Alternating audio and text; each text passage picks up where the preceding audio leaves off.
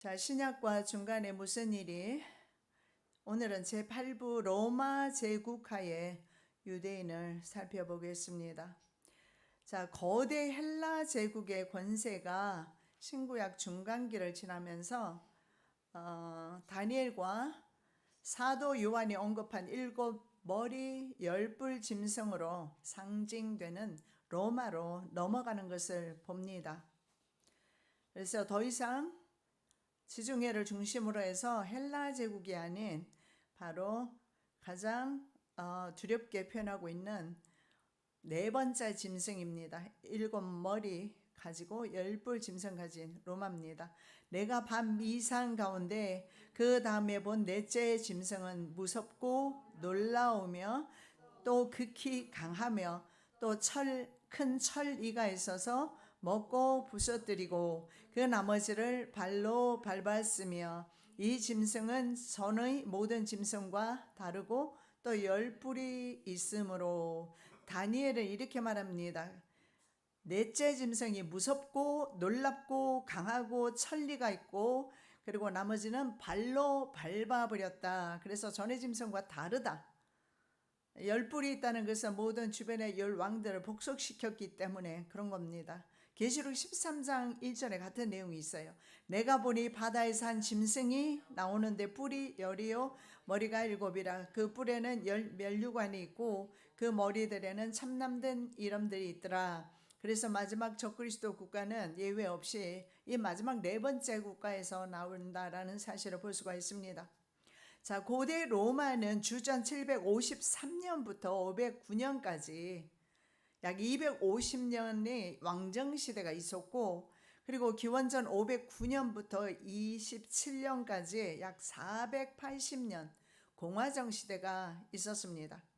그리고 기원전 27년부터 기원 후 476년에 500년 제정시대로 나뉘는 것을 볼 때 로마가 굉장히 많은 오랫동안 역사를 가지고 있었다는 사실을 볼 수가 있습니다.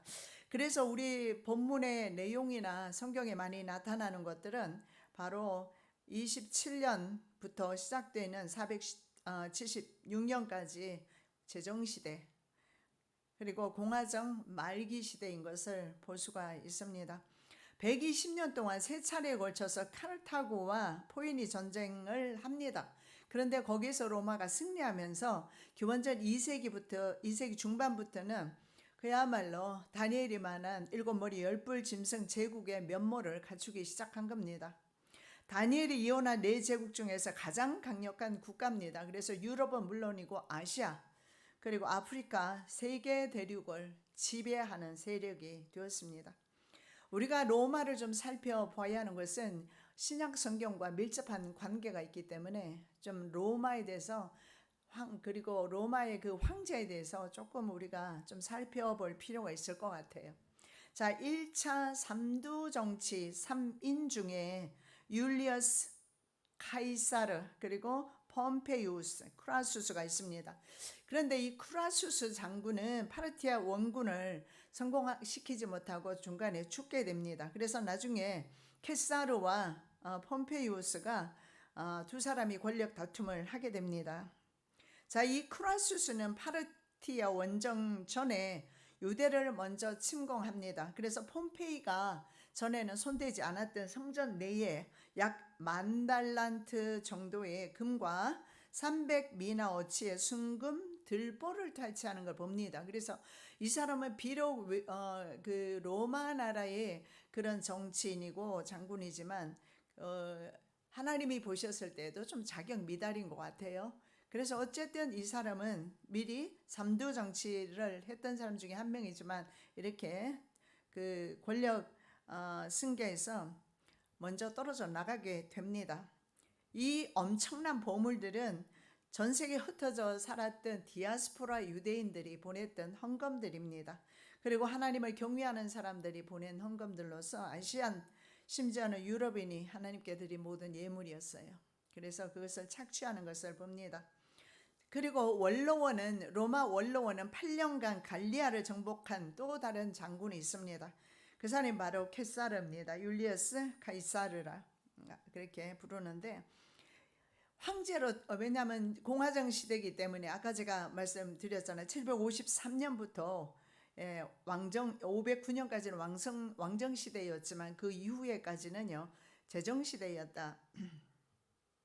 자, 그리고 공화정이 그때 체제로 가고 있었습니다. 원로원이 있었어요. 그래서 오늘날로 말하면 의회 정도 되겠는데 권력을 카이사르가 쥐고 황제로 등극할까 염려해서 로마에 머물고 당시에 있었던 폼페이 장군에게 그를 제거해 줄 것을 요청하게 됩니다. 그러면서 로마는 2년 동안 내전에 들어가게 돼요. 자, 폼페이우스가 악티움 해전에서 카이사르에게 패합니다. 그리고 카이사르는 종신 독주관이 됩니다. 자, 그러나 케사르가 파르티아 전쟁에서 패했던 장수가 있지 않습니까? 크라수스. 그 휘하에 있던 1만 명의 군인들이 포로가 되었습니다. 그래서 그 포로를 이제 구하기 위해서 다시 파르티아 원정을 눈앞에 두고 있었어요. 그리고 로마 원로원의 회의장에 들어가게 됩니다. 회의장에 들어갔다가 변호사의 아버지라고 불리는, 많이 들어보셨을 거예요. 키케로의 배후 조종을 받은 브루투스 그리고 카시우스가 암살하게 돼요. 케사르는 죽으면서 브루투스 너마저 하고 유명한 말을 남기죠. 그래서 이때 이렇게 해서 케사르는 죽게 되고 가이사라고 성경에는 나오겠죠. 가이사는 죽고 이 가이사와 연인 관계였던 사람이 바로 톨레미 왕조의 왕비였던 클레오파트라가 있습니다. 그 당시에 케사르가 로마에 있을 때 클레오파트라도 로마에 있었어요. 그러다가 연인이 죽는 걸 보고 속히 이제 로마를 떠나게 되죠. 자, 케사르 암살을 주도한 카시우스는 암살범으로 몰려서 시리아로 망명하게 됩니다. 그곳에서 총독으로 행세하면서 군대의 조직을 위해서 돈을 모았는데 이때 이두메 사람 안티파트가 있어요. 이 사람은 바로 헤롯의 아버지가 되는 사람이에요. 그에게 700달란트 조공을 바치는 것을 봅니다. 그래서 이 이두메 사람 헤롯 가문은 참 정치 그런 권력에 대한 집착이 대단했던 가문 같습니다. 자, 로마에서는 케사르 양자였고 후계자였던 사람이 있어요. 옥타비아누스가 있습니다. 성경에 나옵니다. 케사르의 신하였던 안토니, 이 두 사람, 한 사람은 양자고 한 사람 안토니는 신하입니다. 두 사람이 권력 다툼을 하게 되죠. 자, 이때 역시 안테파테르의 두 아들인 파사엘루스와 둘째 아들이 헤롯입니다. 안토니에게 도움을 요청하고 안토니에게 이제 협력합니다. 그리고 안토니는 두 사람을 유대 분봉 왕이라고 하는데 테트라르키라고 합니다. 4분령의 영주입니다. 영주로 임명합니다. 헤롯은 옥타비아누스가 황제 등극하기 전에 기원전 40년에 이미 분봉왕이 되었습니다. 그리고 예수 그리스도 탄생 4년 전까지 통치하게 돼요. 자, 먼저 오늘은 이두메 사람 헤롯 왕조에 대해서 한번 살펴보겠습니다. 그 중에 대헤롯에 대해서 살펴봅니다. 자, 로마 치하의 유대교 역사는 이두메 왕조, 그리고 두 번째 첫 지방 총독, 그리고 아그리파 1세의 통치, 그리고 두 번째 지방 총독, 유대인 반란 등의 5부분으로 나눌 수 있습니다. 이 5부분으로 나누어서 계속 보도록 하겠습니다. 자, 하스몬 왕조의 아리스토블루스 2세와 힐카누스 2세 두 형제의 왕위 계승 싸움에서 어부지리로 득을 본 사람이 바로 이두메 사람으로서 유대 교회에 개종했던 안티파트입니다. 그는 하스몬 왕조 힐카누스 2세를 도왔던 배후 세력이었습니다. 그런데 지난주에도 말씀드린 것처럼 뛰어난 정치적 수완이 있어서 로마 제국에서 인정을 받게 됩니다. 그래서 대제사장 힐카누스가 율리우스 카살에게 보내는 군자금을 자신이 보내는 것처럼 그렇게 속여서 그래서 로마 황제의 총애를 받게 됩니다. 그리고 로마에 철저하게 복종을 하게 됩니다. 그래서 유대 개종자로서 유대에서 자신의 헤롯 가문이 새로운 왕조를 열게 됩니다. 자, 율리어스 카사르는 폼페우스와 2년간의 내전에서 자신을 도와준 유대에 대한 감사로 케사르가 죽기 전이지요. 힐카누스 하스모니안 왕입니다. 힐카누스 2세에게 대제사장직을 유지하게 합니다. 안티파테에게는 이렇게 말합니다. 어떤 자리든 원하는 것을 주겠다고 말하지요. 그러니까 안티파테는 유대 행정장관을 주라고 요구합니다. 그리고 그 사람은 유대 행정장관이 되고 힐카누스 2세는 대제사장직을 수행하게 됩니다. 자, 로마 시민권과 세금도 면제받게 됩니다. 안티파트는 자, 카이사르가 기원전 44년에 암살당하고 1년이 지난 바로 기원전 43년에 안티파트 역시 열렬한 유대주의자 말리쿠스에게 암살을 당하게 돼요.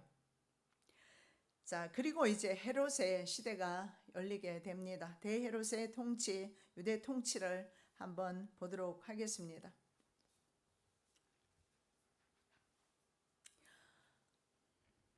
자, 1번 대헤롯의 유대 통치입니다.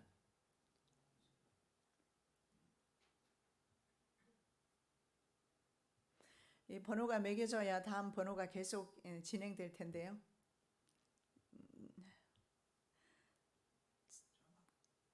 자막을 파워포인트를 안 만든 것 같아. 자, 오늘은 대헤롯의 유대 통치에 대해서 한번 살펴봅니다. 자, 요한 힐카누스 2세가 하스몬 왕조라고 그랬죠. 요한 힐카누스는 우유부단하고 좀 성품이 태만하다는 것을 안티파트는 알게 됩니다. 그래서 로마의 허락하에 장남인 파사엘루스와 엘루스를 예루살렘과 인근 지역 예루살렘 주변의 총독으로 임명하게 합니다. 그리고 둘째 아들 25세 차남인 헤롯 역시 25밖에 안 됐지만 굉장히 정치력을 가지고 있어요. 그래서 갈릴리와 베레아 지방의 총독으로 임명하게 됩니다. 자, 파사엘루스는 예루살렘을 부당하고 아니면 권력을 남용하거나 이렇게 하지 않고 잘 다스렸고 동생 헤롯도 형 못지않게 정치를 아주 잘한 것으로 드러납니다. 그는 갈릴리 지역에 창궐했던 큰 도적대가 있었는데 소탕하는 업적을 올려서 로마 황제의 인정을 받았습니다. 이 도적들이 로마인들에게는 항상 골칫거리였습니다. 그래서 인정받게 돼요. 수리아 사람들은 도적대의 손에서 해방된 것이 소원이었는데 헤롯이 그들의 마을과 도시에서 재산을 지켜주고 평화를 이 도적대를 쫓아내면서 찾아준 거예요. 그래서 안티파테레는 죽기 전에도 수리아 그리고 유대인들에게 대접을 받았고 그의 아들 헤롯은 말할 것도 없습니다. 자, 그런데 유대 유력 인사들은 유다 백성의 신임을 얻고 그리고 유다와 힐카누스에게서 막대한 부를 빼앗는 그 안티파트와 그의 아들들에게서 독재자의 자질을 보게 됩니다. 그래서 이 유대 유력 인사들은 적대적으로 변하게 됩니다. 그는 황제에게도 돈을 보내자 제의하고 힐카누스의 돈을 바로 자신이 보내는 선물처럼 장군들에게도 그렇게 하지만 황제에게도 그렇게 보냈던 것입니다. 힐카누스는 점잖았지만 기질이 좀 어리석고 용감하지 못하다는 그런 평가를 받습니다. 혹시 힐카누스 1세로 지금 나옵니까? 프린트에? 힐카누스 2세입니다. 제가 잘못한 것 같아요. 힐카누스 2세로 고쳐주시기 바랍니다. 1세는 오래전에 죽었으니까. 자, 힐카누스는요, 헤롯이 살해한 사람의 어머니들이 찾아와서 억울함을 호소합니다. 그래서 헤롯을 사내들인 공의에 출두하게 했어요. 그런데 헤롯은 경호 병사들을 이끌고 아주 고압적인 모습으로 헤롯이 나타납니다. 이것을 본 산헤드린 의회가 공의가 사형 선고를 내리려 할 때 요한 힐카누스 2세는 공판을 연기시켜요. 그리고 헤롯에게 사람을 보내서 예루살렘을 속히 탈출할 것을 종용하고 그를 다마스커스로 피신시키는데, 결국은 요한 힐카누스 2세는 누구에게 죽임을 당하느냐 하면 바로 헤롯에게 죽임을 당해요. 자기가 이렇게 피신시켜 준 사람을 통해서 그 사람에게 살해를 당합니다. 자, 힐카누스 2세의 외손녀가 헤롯의 아내 마리암네가 됩니다. 이 힐카누스와 마리암네는 하스몬 왕조라고 있습니다. 헤롯은 자신의 신분 자체가 왕족이 아니기 때문에 그걸 메꾸기 위해서 마리암네와 결혼을 한 겁니다. 그래서 후에 헤롯은 힐카누스와 모든 친족, 그리고 자신의 아내 마리암네, 그리고 자신의 두 아들, 그리고 남동생 되는 아리스토블루스 3세까지 모두 죽이게 돼요. 자, 주전 40년에 안티고누스의 청으로 파르티아군 사령관 파쿠루스라는 사람이 그의 정권 탈취를 돕기 위해서 군대를 이끌고 예루살렘에 들어옵니다. 안티고누스는 힐카누스의 형제의 또 자녀입니다. 자, 파르티아 사람들의 침략을 받은 시리아 지방과 유대는 아리스토블루스 2세 아들인 바로 하스모니안 안티고누스를 제사장 겸 왕의 권좌에 앉히게 됩니다. 잘 이해가 안 되시면 도표를 좀 보시면서 하시면은 지난주에 나누어 드린 도표를 보시면 알 겁니다. 아리스토블루스 2세의 아들이 바로 안티고누스입니다. 힐카누스와 아리스토블루스 2세가 형제지간임을 알 수가 있고, 그리고 안티고누스 편에서 바로 봤을 때 이들은 힐카누스의 조카임을 알 수가 있습니다. 그리고 안티고누스는 마리암네와 아리스토블루스 3세의 삼촌이 됩니다. 좀 많이 어렵지만 그래도 들어놓으면 나중에 유익이 될 거예요. 자, 파르티아 왕의 도움을 받은 안티고누스는 요한 힐카누스 2세와 안티파트의 아들인 파사엘루스를 인질로 잡게 돼요. 이걸 보셔야지 성경의 신약 성경을 이해하기 쉽기 때문에 지금 말씀드리는 거예요. 자, 성경은요, 신체가 온전하지 못한 사람은 대제사장이 될 수 없도록 규정하고 있습니다. 그래서 로마가 인정한 요한 힐카누스 2세에게 준 대제사장직을 빼앗기 위해서 안티고누스는 자신의 백부인 바로 힐카누스 2세를 귀를 잘라버리게 됩니다. 자, 이때 함께 포로가 되었던 사람이 있습니다. 안티파트의 아들이며 헤롯의 형님인 파사엘입니다. 파사엘루스라고 하기도 하고, 파사엘은 스스로 바위에 머리를 부딪혀 목숨을 끊으려 했습니다. 이때 안티고누스는 큰 부상을 당한 파사엘루스를 치료한다면서 의사를 들여보내서 상체에 독을 주입해서 죽였다라고 전해집니다.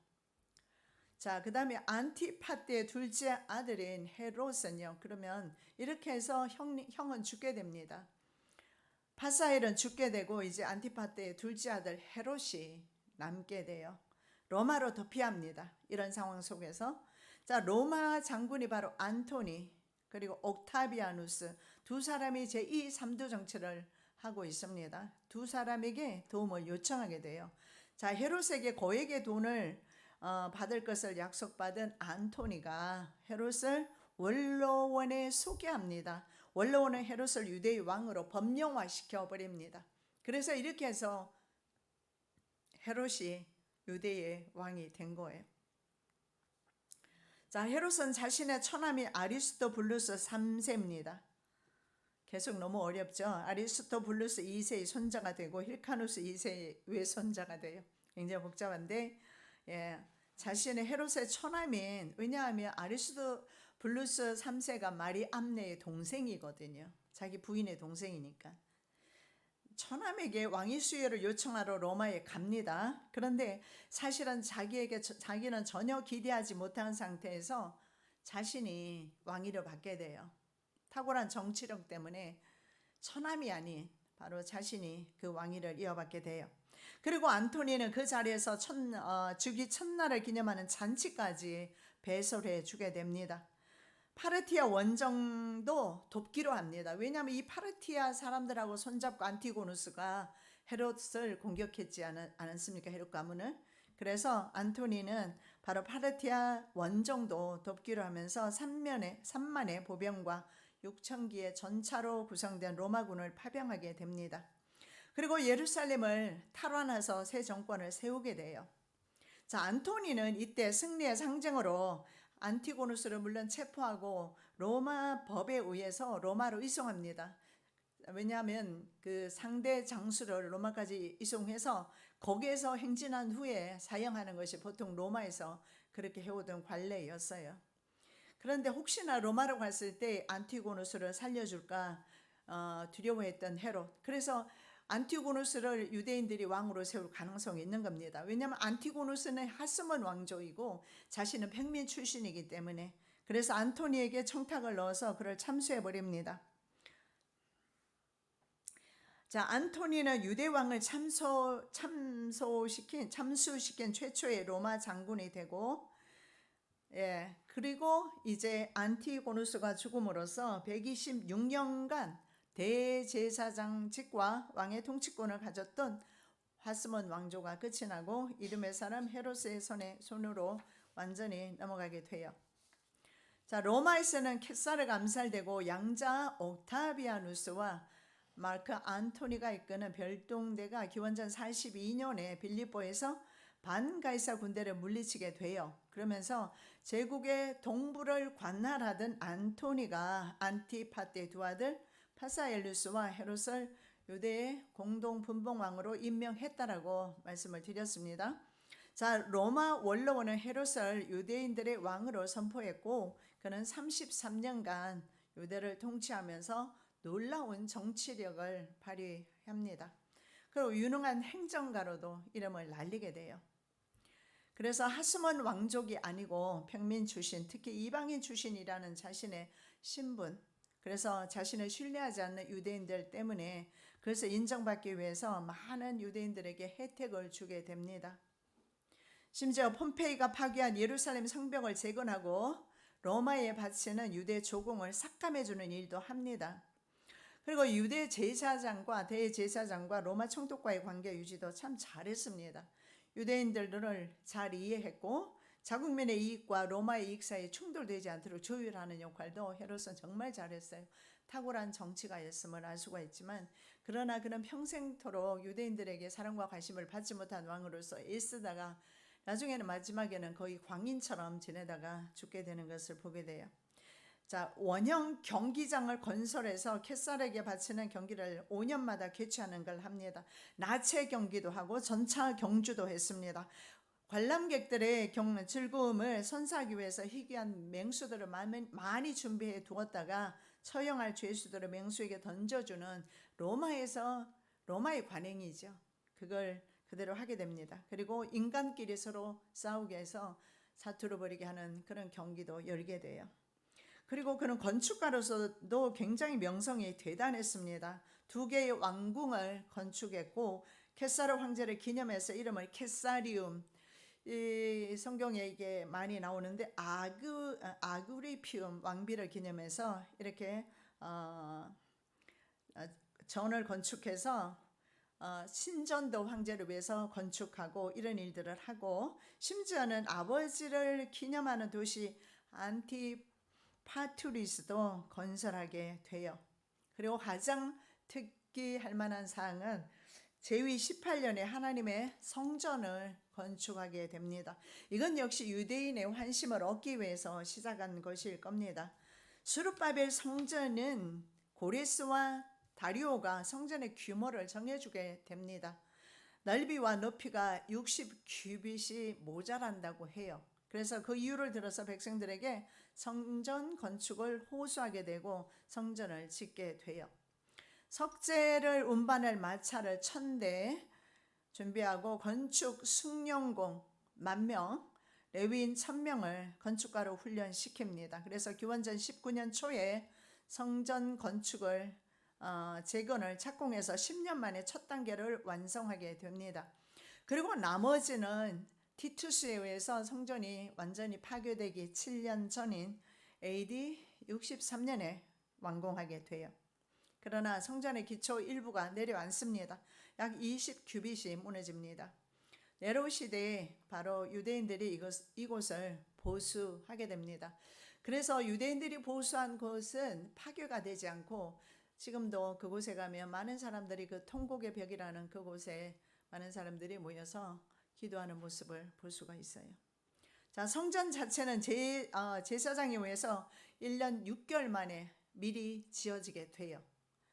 그런데 헤롯 자신은 제사장이 아니기 때문에 이방인이어서 제사장의 뜰이나 성전 자체 혹은 제단 등에 구별된 장소에는 들어갈 수 없었습니다. 자, 예수님은 이 성전을 가리켜서 비유로 말씀하셨어요. 헤롯이 46년간 지었습니다. 그리고 실제로 이 헤롯 성전은 로마에 의해서 완전히 무너지게 됩니다. 그래서 예수님은 비유로 말씀하시는데 이 성전을 46년 지은 성전은 가리켜서 말씀하시면서 자신은 사흘 만에 완성하시고 할 것이라고 그렇게 말씀합니다. 말씀 보겠습니다. 요한복음 2장 19절입니다. 예수께서 대답하여 가라사대 너희가 이 성전을 헐라 내가 사흘 동안에 일으키리라. 자, 예루살렘 성전은 허물어집니다. 그러나 진짜 성전 예수 그리스도는 사흘 만에 부활하시게 됩니다. 자, 헤롯은 로마의 제1차 3두 정치 케사르 폼피우스 크라우수스 체제가 이루어지던 때 군사적 명성이 없는 크라수스를 제외한 두 라이벌 바로 시저 율리어스 시저와 그리고 폼페이와 둘 다 친하게 지내면서 양친형으로 엄청난 금화를 보냈던 적이 있습니다. 그리고 심지어 주전 25년에 케사르가 남서 아라비아 예멘 원정이 실패했을 때조차도 헤롯은 군사 50명을 파병해서 굉장히 큰 신뢰를 얻었지요. 그런 과거 전력이 있습니다. 그런데 2차 3두 정치인인 옥타비아누스 그리고 안토니 두 정적의 전쟁 중에도 역시 양진영에 많은 양의 금화를 군자금으로 보냅니다. 그래서 정치력이 뛰어난 사람이라고 말할 수 있어요. 그래서 케사르가 자주 이렇게 말했습니다. 헤롯 그 친구는 배짱에 비해서 영토가 너무 좁은 것 같다. 수리아 전체와 애굽까지 다스려도 될 만한 인물이야 라고 자주 말할 정도였고 로마인들조차도 다 그렇게 이구동성으로 말할 정도였다라고 합니다. 그렇게 통 크게 금화라든가 이런 재정적인 부분을 로마에 헌납을 했기 때문에 그런 것 같아요. 자, 그런데 문제는 헤롯에게도 외부적으로 큰 어려움이 있었습니다. 처음에는 율리어스 시저의 연인이었던 클레오파트라, 이집트의 클레오파트라가 다음에 3두 정치의 실세였던 안토니의 애인이 됩니다. 그래서 이집트의 유대를 클레오파트라는 편입시키기를 원했습니다. 그렇게 소망을 했어요. 안토니는 세상 지구의 모든 땅을 다 주겠다고 말하지만 클레오파트라는 아무것도 필요 없고 유대 지역을 나에게 주라고 그렇게 졸랐어요. 어느 정도로 안토니에게 신뢰를 얻었느냐 하면은 웬만하면 클레오파트라의 말을 다 들어주었던 안토니도 그것만은 안 된다고 그래서 거절을 하게 됩니다. 그러다 보니 헤롯은 아무래도 클레오파트라로 인해서 많은 고민이 아마 있었을 겁니다.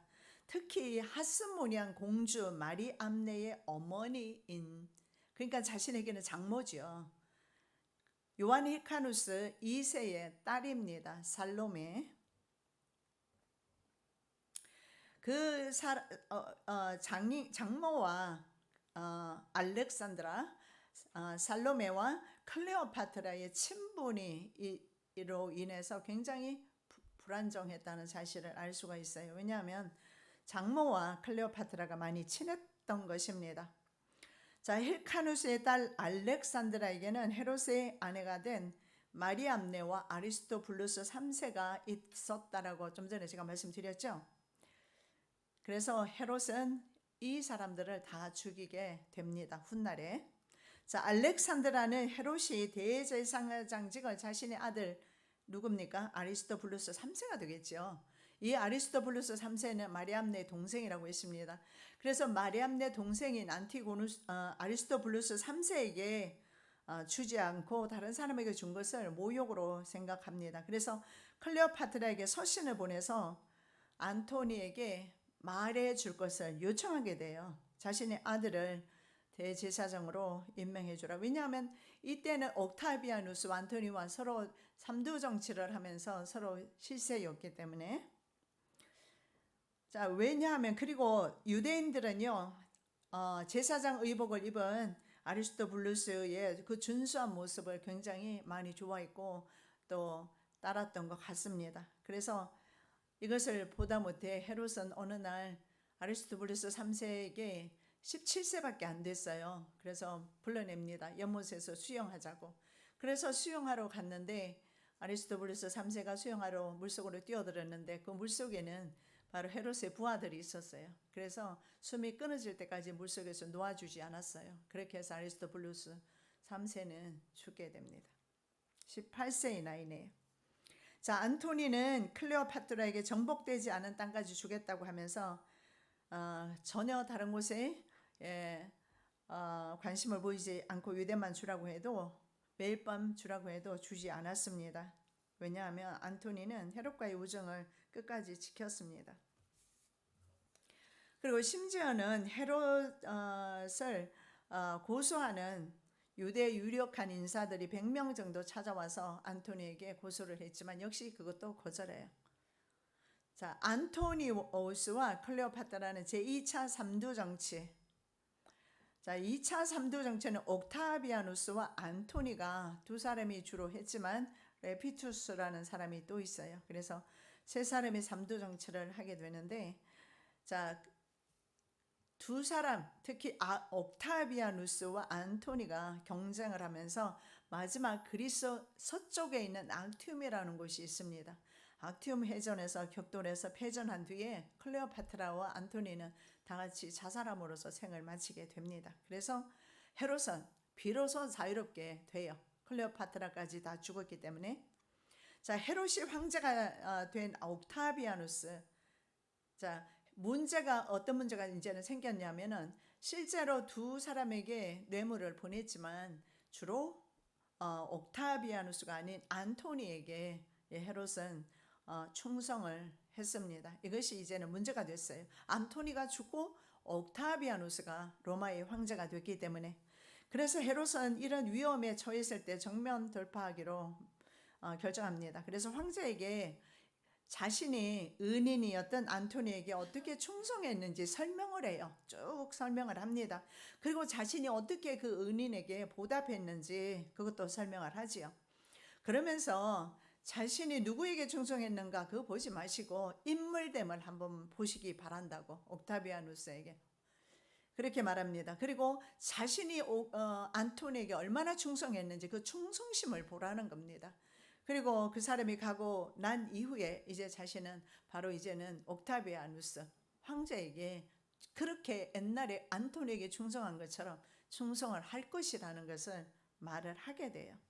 그리고 이렇게까지 말합니다. 만일에 아라비아 사람들이 자신을 방해만 하지 않았어도 무장을 하고 안토니와 함께 황제를 내가 공격했을 겁니다. 끝까지. 그 정도로 내가 안토니에게 충성했습니다. 라고 말하면서 자신이 누구와 우호 관계를 맺었는가 보지 말고 얼마나 신실하게 자신과 우호 관계를 맺은 사람, 그 안토니죠. 안토니에게 우위를 지키려 했는지 좀 살펴봐 주라는 거예요. 그러면 자신이 바로 새 황제에게도 충성할 자임을 알게 될 것이라고 이렇게 말을 합니다. 자, 황제가 이 말을 듣고서는 그를 완전히 신뢰하게 돼요. 그래서 주전 27년 1월입니다. 옥타비아누스가 로마 공화국 최고의 시민으로 추대됩니다. 황제가 되는 거죠. 로마 최고의 시민으로 추대되면서 이름을 받는데 아우구스투스라고 그래요. 아우구스투스. 옥타비아누스로 성경에는 나와 있지 않아요. 아우구스투스로 나와 있는데 성경에는 뭐라고요? 아구스토라고 나와 있어요. 아구스토. 그것이 바로 아우구스투스를 아구스토로 번역을 한 것입니다. 그래서 옥타비아누스가 성경에 나오는 아구스토. 이 사람이 누굽니까? 바로 예수님이 태어날 때 호적 영을 내렸던 그 로마의 황제입니다. 한번 보시겠습니다. 누가복음 2장 1절입니다. 이때에 가이사 아구스토가 영을 내려 천하로 다 호적하라 하였으니, 이 사람이 바로 황제가 되는데 케사르로 황제를 인정하지 않고 이 사람을 일대 황제로 인정하는 것 같습니다.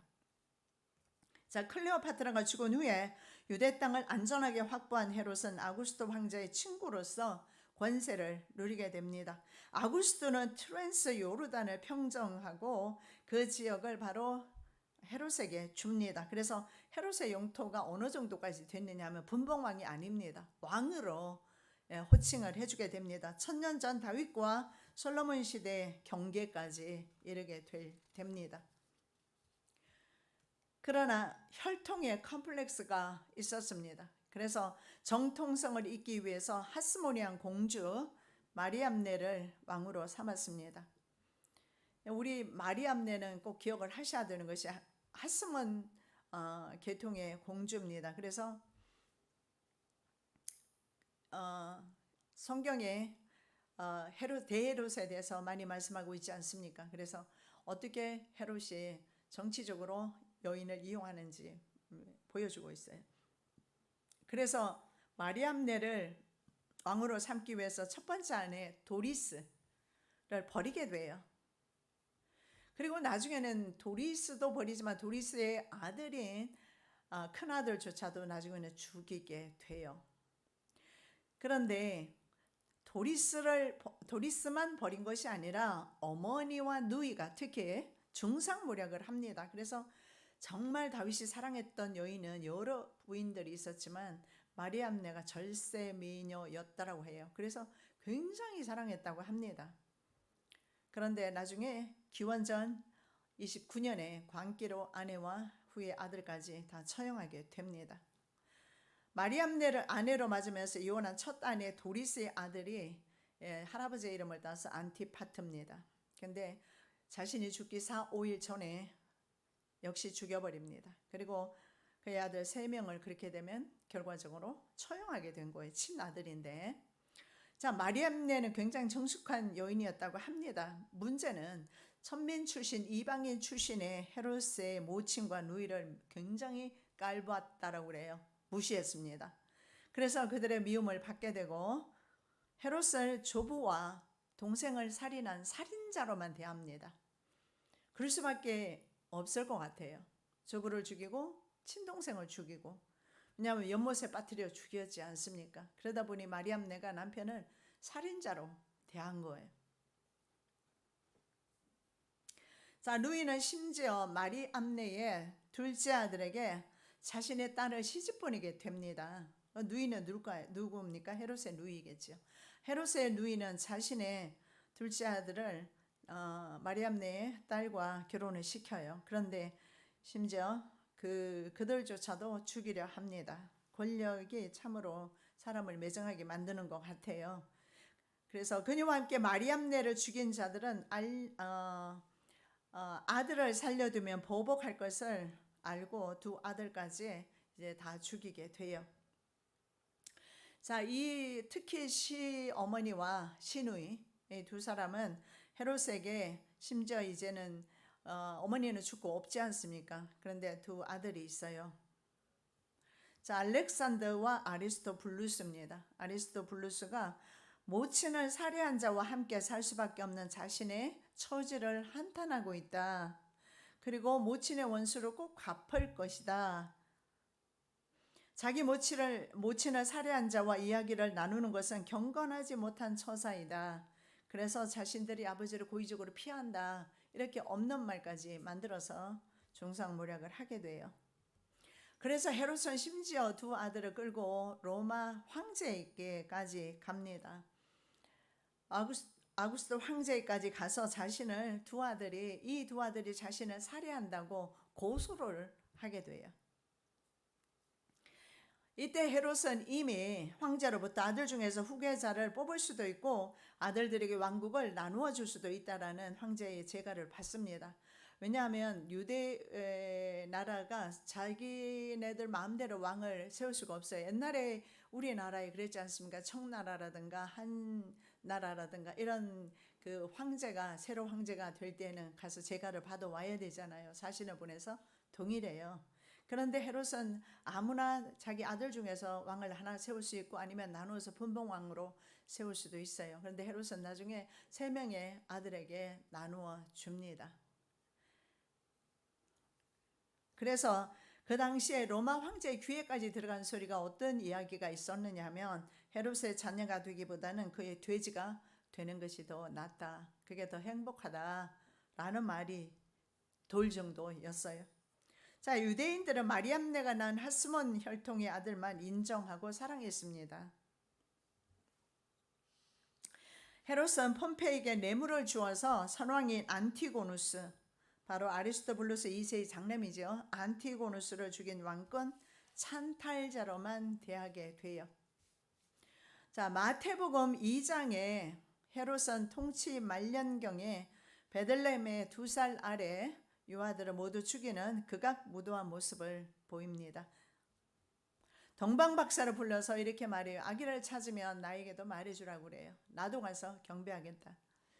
그런데 꿈에 헤롯에게로 돌아가지 말라는 지시를 받은 박사들은 다른 길로 해서 돌아가면서 그 당시에 왜 그러면 베들레헴만 죽였는가? 왜냐하면 성경에 메시아 탄생 지역이 베들레헴으로 되어 있습니다. 그래서 베들레헴 경내에 살고 있는 모든 2살 아래 유아들을 살해하는 그런 아주 악한 일을 저지른 왕입니다. 미가서 5장 2절입니다. 베들레헴 에브라다야, 너는 유다 족속 중에 작을지라도 이스라엘을 다스릴 자가 내게서 내게로 나올 것이라. 그의 근본은 상고의 태초의 니라. 이 말씀으로 인해서 베들레헴에 있는 2살 아래 아이들을 다 죽이는 일을 대헤롯이라는 이 사람이 하게 돼요.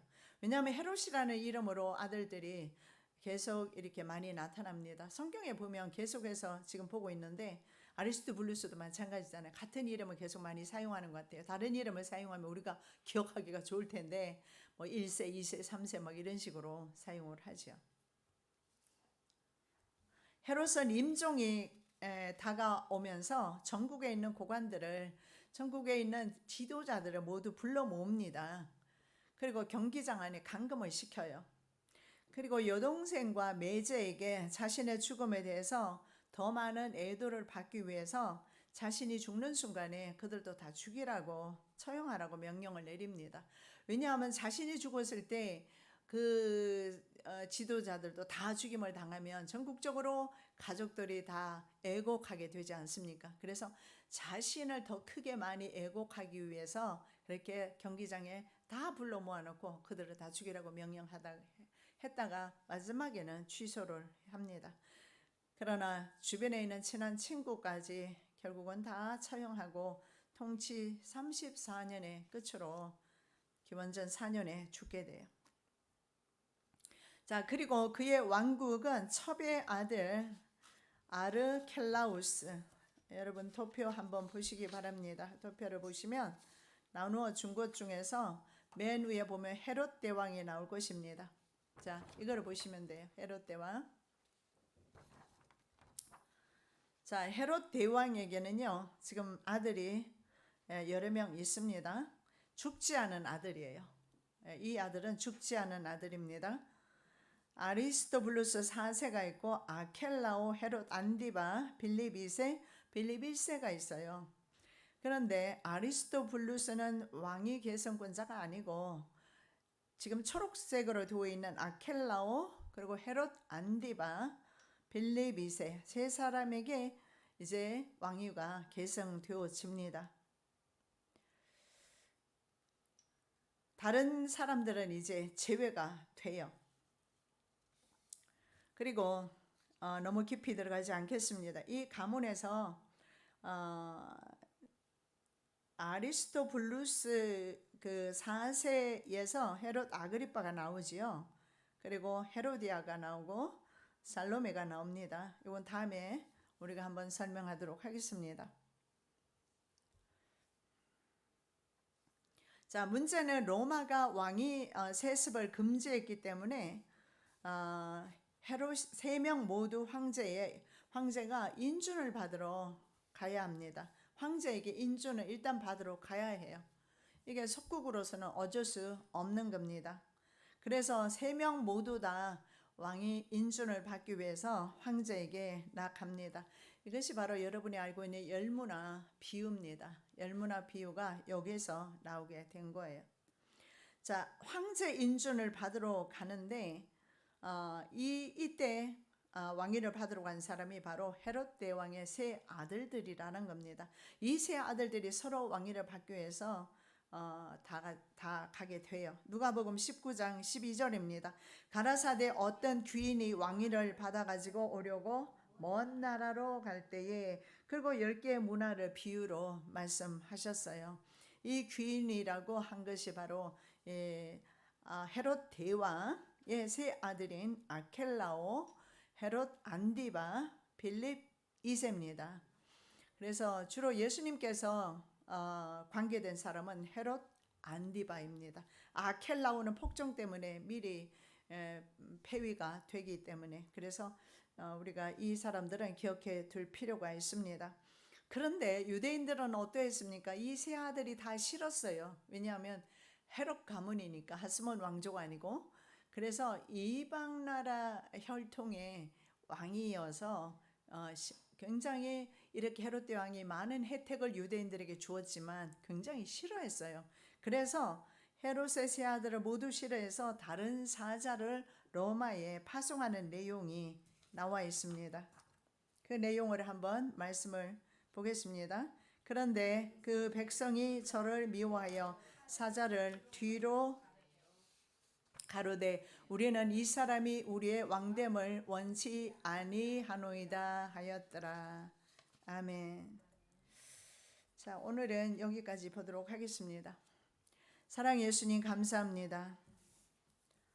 우리가 성경 밖에 있는 것들 그런 지식들도 접할 수 있도록 도와주셔서 감사드립니다.